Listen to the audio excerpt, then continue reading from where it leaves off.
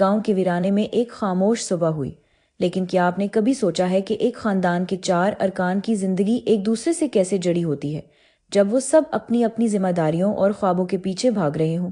عائشہ نے اپنے خوابوں کو چھوڑ کر گھر کی ذمہ داریوں کو سنبھال لیا تھا، اور اب اس کا زندگی ایک انتظار بن چکا تھا۔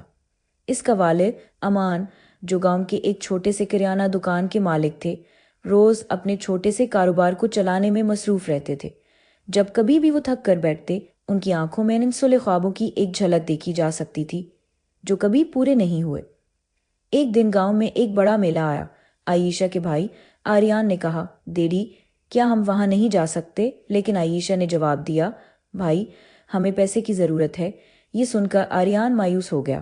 وقت گزرتا گیا اور ایک دن گاؤں میں ایک قدیم پرانی حویلی کے بارے میں بحث شروع ہوئی۔ سب مانتے تھے کہ حویلی میں خزانہ چھپا ہے۔ یہ سن کر آریان کا جوش بڑھ گیا۔ اس نے عائشہ سے کہا، ڈیڈی اگر ہم وہ خزانہ تلاش کر لیں تو ہم اپنی زندگی بدل سکتے ہیں۔ عائشہ نے ہنس کر کہا، بھائی خزانے کی تلاش میں وقت برباد کرنے سے بہتر ہے کہ ہم اپنے کام پر توجہ دیں۔ لیکن آریان کا دل اس خیال میں اٹکا رہا۔ بعد میں ایک رات آریان اپنی ڈیڈی کی نیند میں خزانے کی مکان کی منصوبہ بندی کرنے لگا۔ وہ سوچ رہا تھا کہ کیسے وہ اپنی ڈیڈی کو راضی کر سکتا ہے، لیکن عائشہ کی ذمہ داریوں کے بوجھ میں لپٹی ہوئی زندگی اسے ہر بار روک دیتی۔ پھر اچانک ایک رات سب کچھ بدل گیا۔ جب اندھیرا چھانے لگا تو گاؤں میں ایک تیز گرج کی آواز آئی۔ یہ ایک زلزلہ تھا۔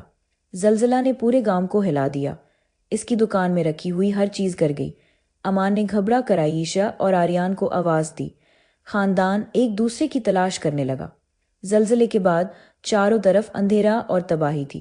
عائشہ نے پایا کہ ان کے والد کی دکان مکمل طور پر برباد ہو گئی تھی اور ان کے خوابوں کا سب کچھ جھوٹا ثابت ہو گیا تھا۔ آریان نے کہا، ڈیڈی اب ہمیں کچھ کرنا پڑے گا۔ اگر ہم خزانہ ڈھونڈ لیں تو ہم سب ٹھیک کر سکتے ہیں۔ اس بار عائشہ متفق ہو گئی۔ اس نے محسوس کیا کہ یہ وقت ہے کچھ نیا کرنے کا۔ وہ دونوں خزانے کی تلاش میں نکل پڑے، گلاب کے جنگل کے بیچ جہاں وہ پرانی حویلی واقع تھی۔ راستے میں انہیں کئی مشکلات آئیں، لیکن ان کی کوششیں اور بھی مضبوط ہوتی گئیں۔ حویلی کے دروازے پر پہنچ کر انہوں نے دیکھا کہ دروازہ بند تھا۔ آریان نے کہا، ڈیڈی میں اسے کھولوں گا۔ وہ دروازہ کھولنے کی کوشش کر رہا تھا اور اسی وقت ایک آواز آئی، کون ہو تم؟ ایک بوڑھا آدمی وہاں کھڑا تھا۔ ہم خزانہ تلاش کرنے آئے ہیں، آریان نے حوصلہ دکھاتے ہوئے کہا۔ لیکن وہ آدمی بولا، خزانہ کسی سونے کا ڈھیر نہیں ہے بیٹا، خزانہ ہے خاندانی بندھن، اتحاد اور محبت۔ کیا تم سمجھتے ہو؟ یہ سن کر عائشہ کی آنکھوں میں آنسو آ گئے۔ حقیقت میں ان کا خزانہ تو ہمیشہ سے ان کے پاس تھا۔ انہوں نے اپنی جدوجہد میں یہ نہیں دیکھا تھا کہ اصل طاقت اور خواب ان کے درمیان ہی تھے۔